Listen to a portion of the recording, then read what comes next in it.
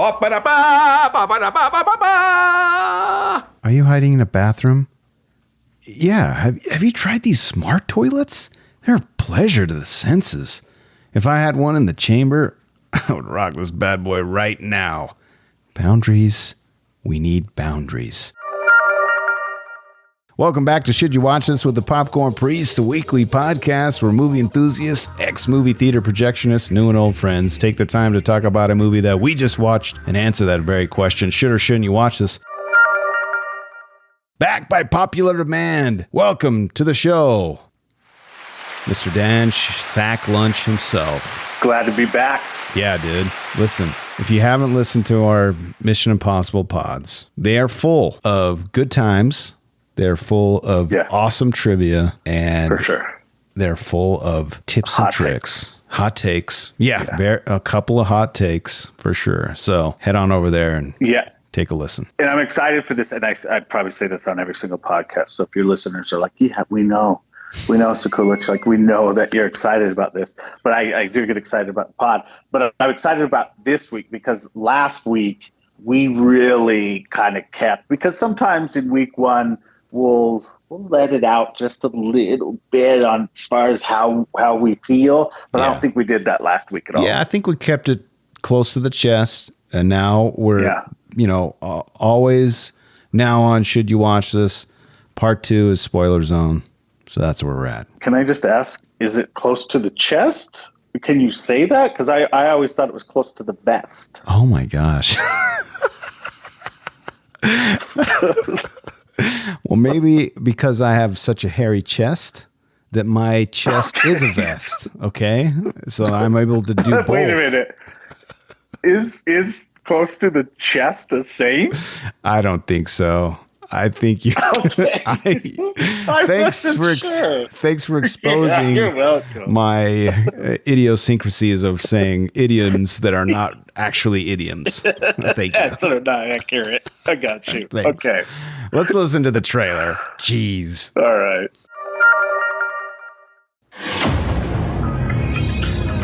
Okay, what am I snatching? A briefcase. Doesn't get simpler. I have the case. Well, that's great. Get off at the next stop.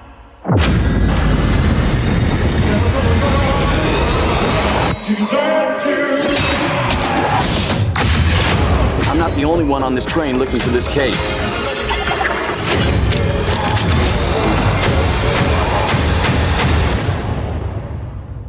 We need to find the person who took that case.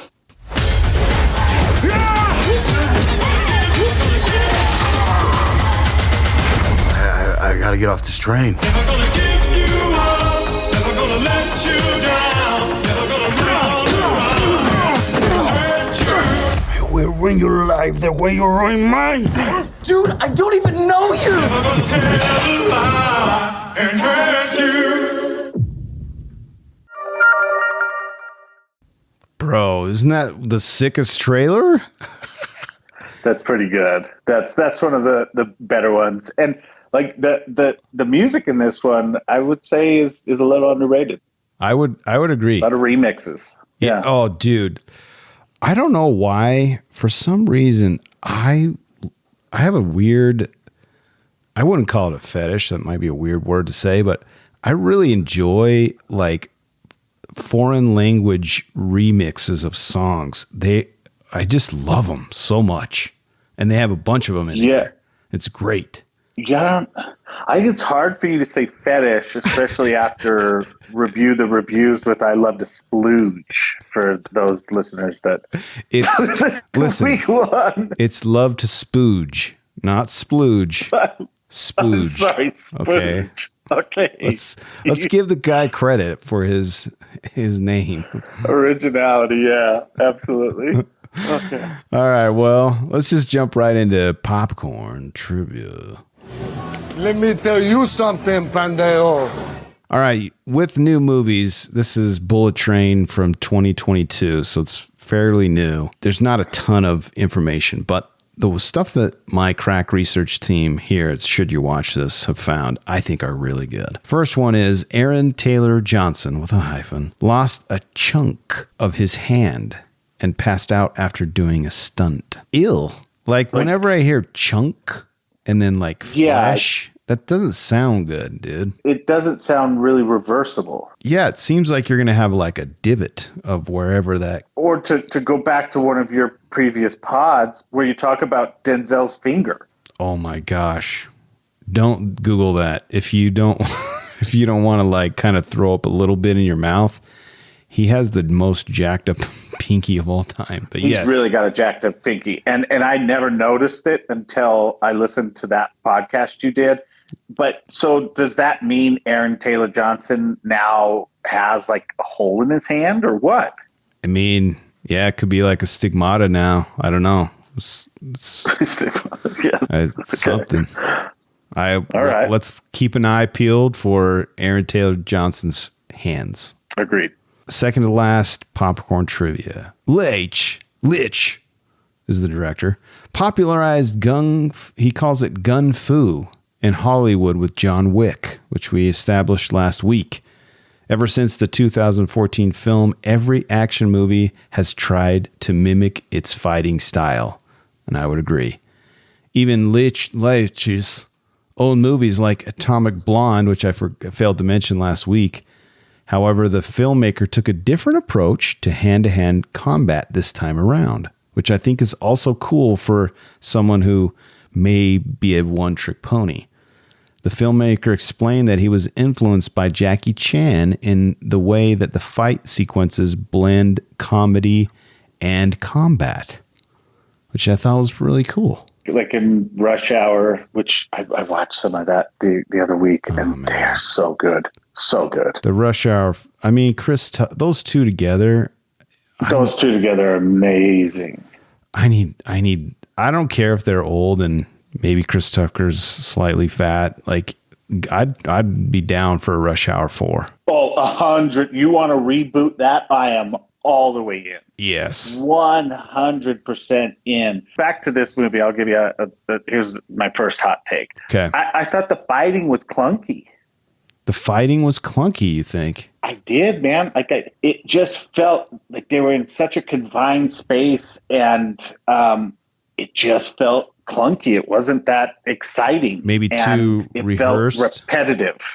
Yeah, and repetitive. Like it's like how much can you honestly do it? The fighting was a couple of punches, a couple of kicks, and then they throw stuff at each other. I don't know. I disagree, but I can see where you're coming from. It was just clunky. I don't know. Was it clunky or chunky? Listen, I think that I enjoyed the humor in the fighting. And I based on that trivia, I really feel like he did it. There's some funny stuff in there. Like when they're in the quiet train car. I love that they're trying to, I mean, obviously they're being super loud, but they always get shushed. And that to me is funny. Like anyone shushing people is funny to me. Like shushing adults. No, it had its funny. moments. Yeah.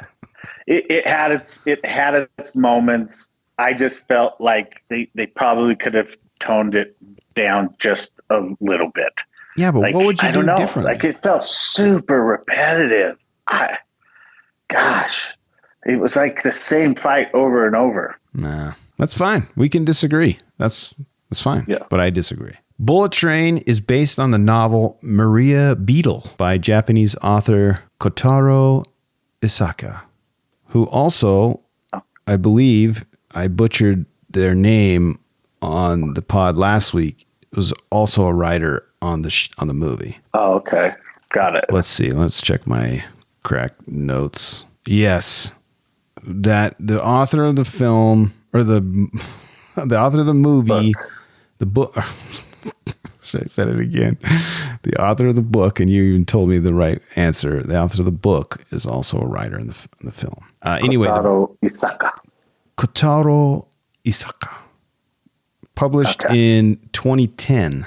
The novel is the satirical story of 5 highly trained assassins who have been assigned the same target on a bullet train traveling from Tokyo to Morioka in Iwate Prefecture. Great concept. Yeah. Yeah, cool. Well I done. kind of want to read this book now, to be honest. Yeah. Agreed. Might be I cool. think, I think you would get a lot more out of the book. Yes. Yeah, there's probably a lot more. I mean, there's these stories are all weaving together, and that's where, for me, we'll get into this in Beefs and Puzzles, but like there was a moment where I was like, wait, what? So Yeah. last trivia point that I have, and this might, I don't know what you're going to think about this. I'm excited to hear your take. Sandra Bullock replaced Lady Gaga in this movie. I'm good with that. I am think too, Sandra but Bullock's amazing. But that would have been, I wouldn't have minded that. Did you recognize Sandra Bullock's voice immediately? Immediately. Yeah. Yeah. I'm really sad that she's messed up her face with so much plastic surgery, but I love Sandra Bullock. She's I think she's awesome. amazing. Yeah. She's really, really great. Yeah. And she's been doing it for so long and truly underrated. She is one of the more underrated out there, and she can be super funny. She can also be very emotional. So I think she's really Dude, did you see Bird Box? actress. I did. Amazing. Awesome, right? So good. Yeah. There was another movie I watched with her in it, but I didn't ever get to finish it. Shocker. Where she got out of prison and was working in I a heard about fish that. market. Yeah. And it was good. It started out really good. Like she was delivering a great performance. So. Was it, You're Not My Mommy? No, I don't know. I don't know what I'm Wait a saying right minute. there. Are you talking about The Ring? I don't know. I couldn't remember what it was called, but it was something like that, like a phrase. It was like a phrase, that movie. And all I could think of was, "You're not like Bobby." You're not my fucking Bobby. That's an The inside Ring. joke, but yeah. That is an inside joke. It was The Ring 2. It was The Ring 2, yeah. Where she kicked whatever that chick's crappy hair down the Yeah. We saw that in the well. theater. We did. Why did we go to the theater and watch that, dude? I don't know. I'm not sure. You're not my fucking Bobby. That was so bad. Yeah, that was really so bad. bad. Really bad. But also an underrated, before we go to Beefs, an underrated movie that I kind of a guilty pleasure for me is The Proposal with Sandra Bullock. Oh, I love it. So great. With Ryan Reynolds? Yes, with Ryan Reynolds. I bet I've seen that like 25 times. When that eagle grabs the dog, like the first time I saw it, I was dying laughing, dude. Or when Betty White is like singing in the forest and then Sandra Bullock is like singing that rap song. Skeet, skeet, skeet. Yeah. Yeah, it's so good. Yeah. Yeah. Anyway. Amazing. All right, let's get your beefs ready, brah. Where's the beef? Hey, where's the beef? Here's my beef. And it's not a huge beef. It's like a lean beef. Okay. I'm not sure how. Okay. I don't know the answer to this, but I wanted to get hooked a little earlier. It was a slow burn for me, but by the end, man, I was all in. I wish there was, I don't know. And again, I'll repeat myself. I don't know how to do it better, but I wish I was like hooked a little bit sooner, because by the last act, I was like, oh, wow, this is actually coming together really cool. I felt like it dragged a little bit even after the big reveal. I could have done a little bit without that. So What big reveal? Mr. Death. Shannon? Seeing Michael Shannon? Yeah. Like you felt like it was a letdown? No, I'm saying after the big reveal, the movie dragged. Yeah, but there was So big he- set pieces in the last I know 15, 20 minutes. There was. Yeah, it just, I felt like it dragged after the big reveal. I thought they could have shortened that up for sure. But I could see what you're saying about getting hooked earlier. Yeah. What other beefs do you have? I'm going to reference a very great poet by the name of I Love to Spooge. Okay. It's a circle jerk. Or I mean it all comes full circle. It all comes full circle. So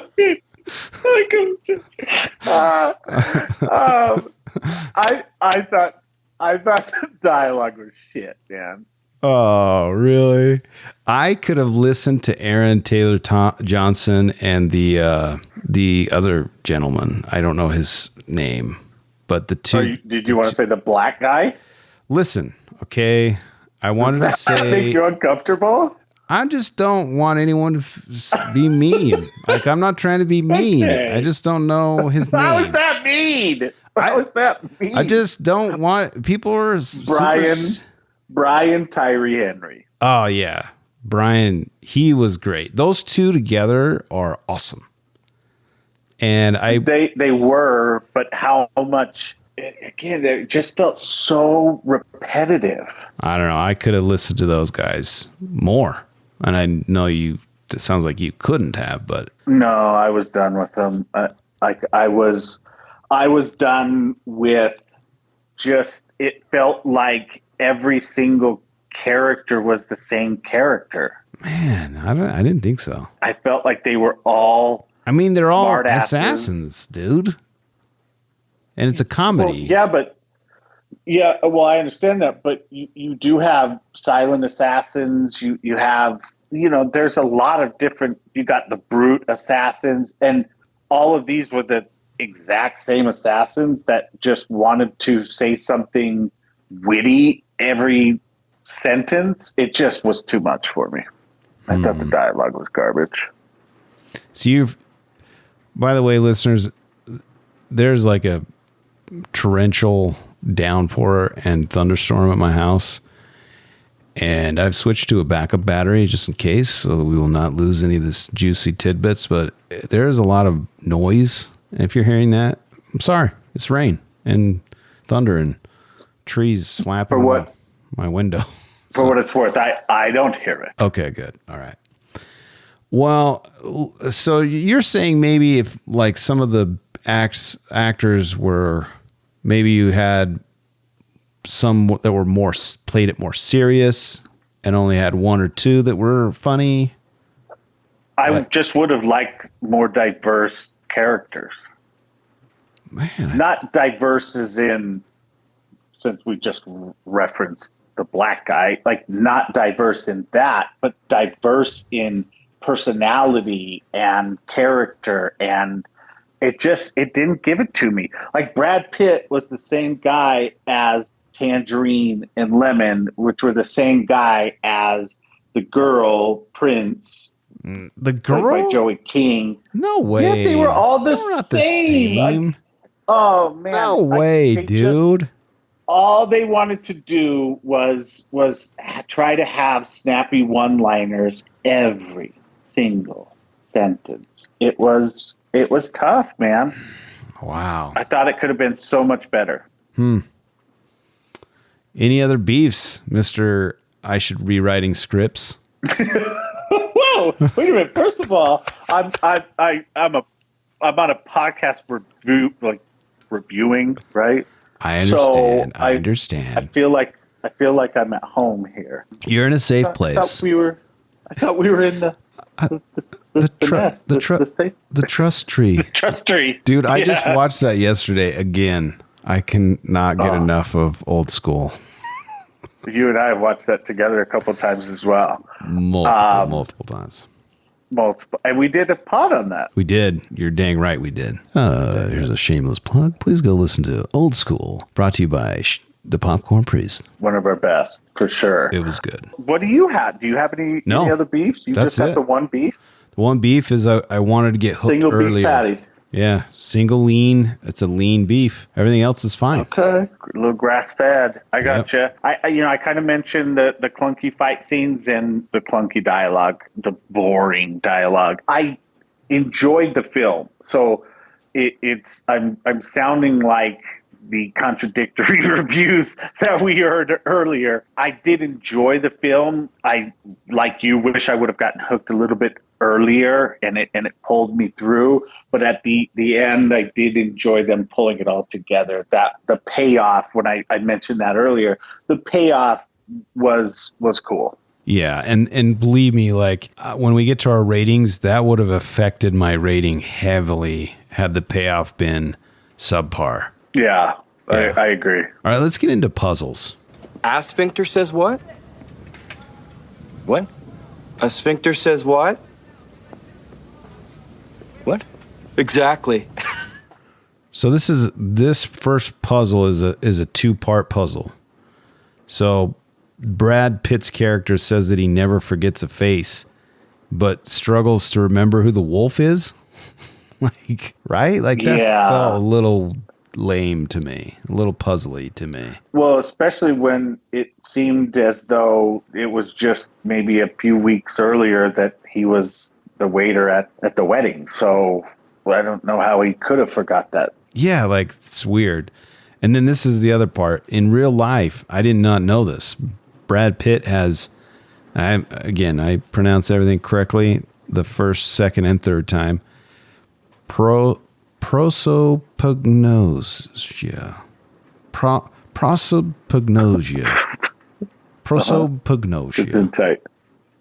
Okay. Which is? A condition that impairs the ability to recognize familiar faces, including one's own face. He has said in interviews that just as his character does, he needs to remember the context and the situation in which he has met someone in order to remember who that person is. I feel like that's a stoner's excuse of like being lazy and not giving a shit about other people.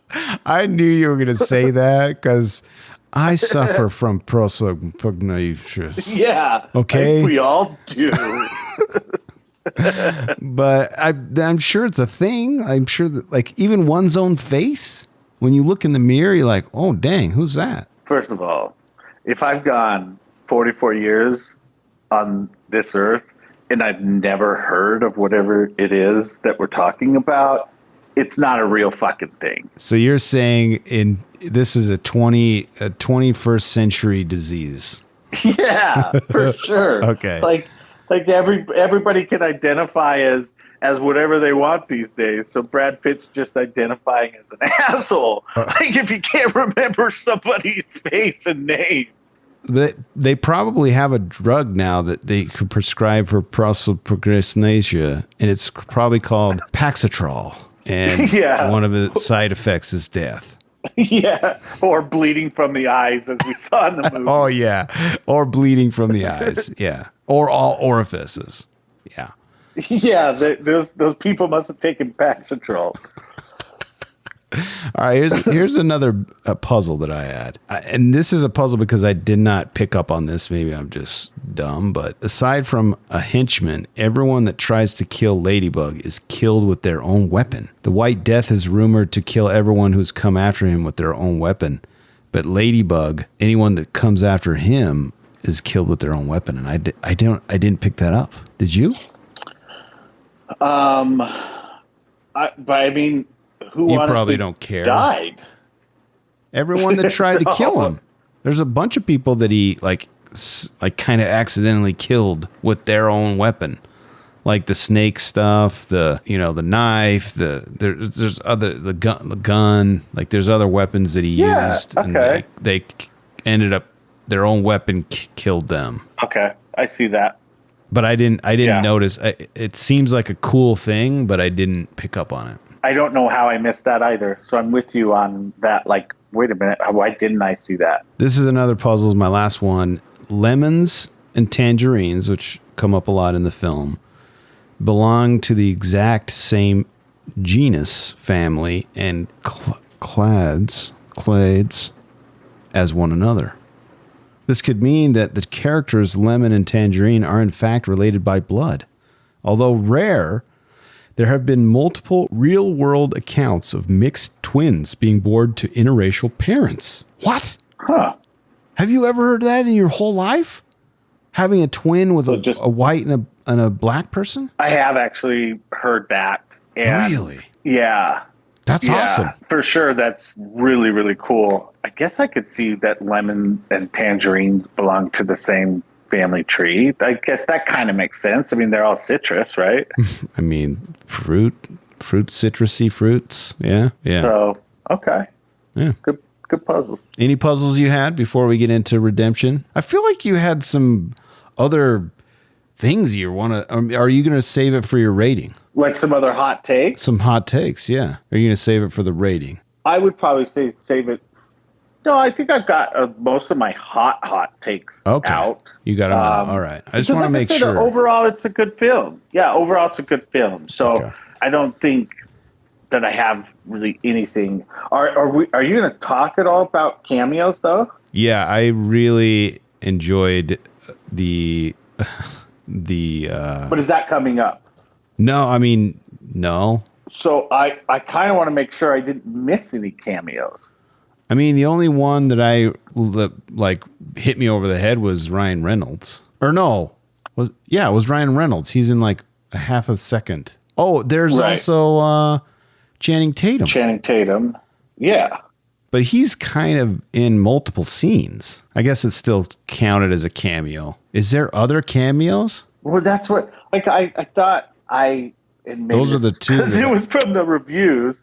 Like somebody, like one of those reviews talked about the various cameos, and so I mean, I was like, yeah, I mean, I remember a couple, but not more. And I guess Sandra Bullock. Yeah, I guess she kind of is a cameo. I mean, she really only is in one scene at the end. Her voice is throughout the whole show, but yeah, that could be a cameo. Okay, there's a few, and they're good.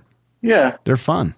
They are good, and I think Ryan Reynolds did it because Brad Pitt was in his Deadpool for like 2 seconds, which was awesome. It was very good. All right. Anything else? Once we move to Popcorn Redemption, there's no turning back. I mean, we can turn back. It's fine. But yeah, I always turn it back, so I'm sure that I will. I'm sure that I will. But no, we can go to Redemption. All right, Popcorn Redemption. I have exorcised the demons. As you know, Popcorn Redemption was created so that we end on a high note. And there's no belly aching and biatching about stuff. So this is where we get to say things we liked. Although maybe we'll see what you say about this. But the first one I have is director David Lynch and Brad Pitt had a long working relationship before Bullet Train. Litch has worked as Pitt's stunt double in multiple films. Whoa! What? Including Fight Club, Ocean's 11, Troy, and Mr. and Mrs. Smith. Wait, why isn't that one in trivia? I had to save it because I thought it was so cool. Boy. That's incredible. And now he's a director. How does an acclaimed director start as a stunt double? And it's so funny because like he was in Brad Pitt played a stunt double in Once Upon a Time in Hollywood, which he did such a great job, probably because he hung out with David so much. It's awesome. So great. That makes that role even more cool and important for Brad Pitt. Agreed. Yeah, that's very interesting. So cool. The last one, and I kind of, or the second to last one, I've already mentioned this. I mentioned it last week too, and this week when we were talking about the trailer. The first trailer for Bullet Train featured Bee Gees' song Staying Alive in 3 languages, Japanese, Spanish, and English. And I didn't play that trailer, but it is also awesome. They had so many trailers for this that were just bangers, dude. Yeah, it does seem like the trailers could be a lot of fun. Yeah, and like you said, the music in this is underrated for sure. Yeah, like it really layered on nicely.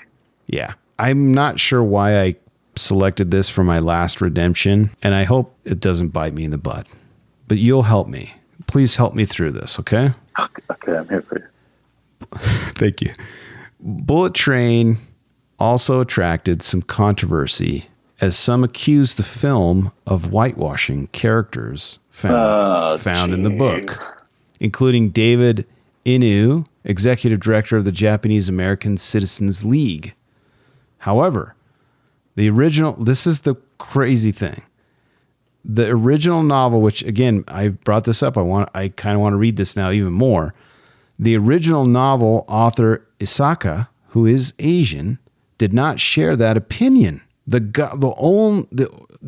author himself says he said that the characters in Maria Beetle are not real people, and maybe they're not even Japanese, quote, and that he always dreamed it would be made into a Hollywood blockbuster, quote, I don't have any feeling of wanting people to understand Japanese literature or culture, he says. It's not like I understand that much about Japan either.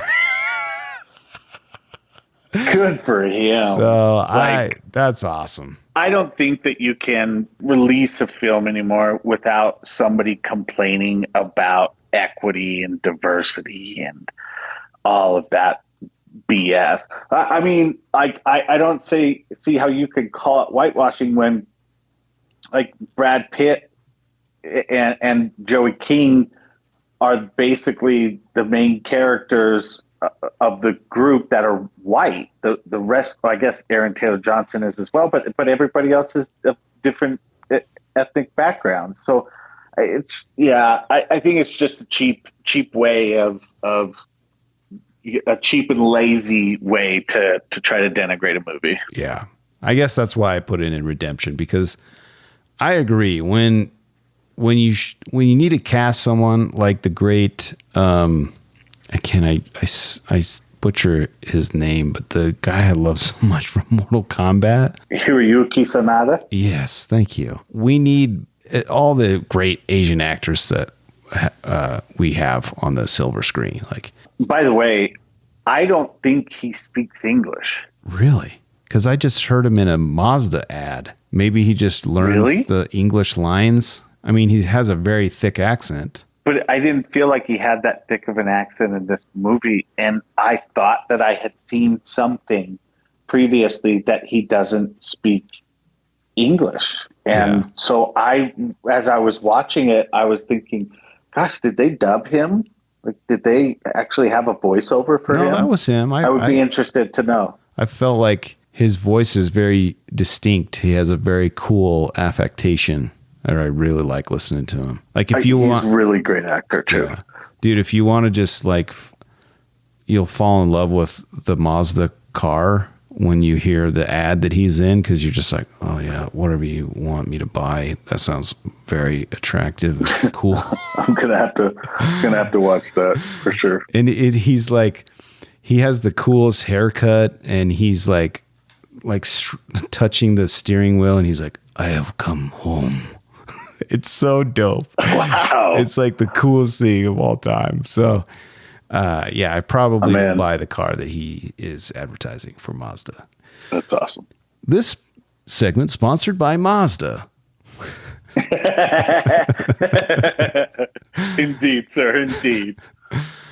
All right. Anything you want to talk about that you liked, and then let's give our rating. I thought the cinematography was great. I thought because, I talked about the clunkiness of the fight scenes because it was in a confined space.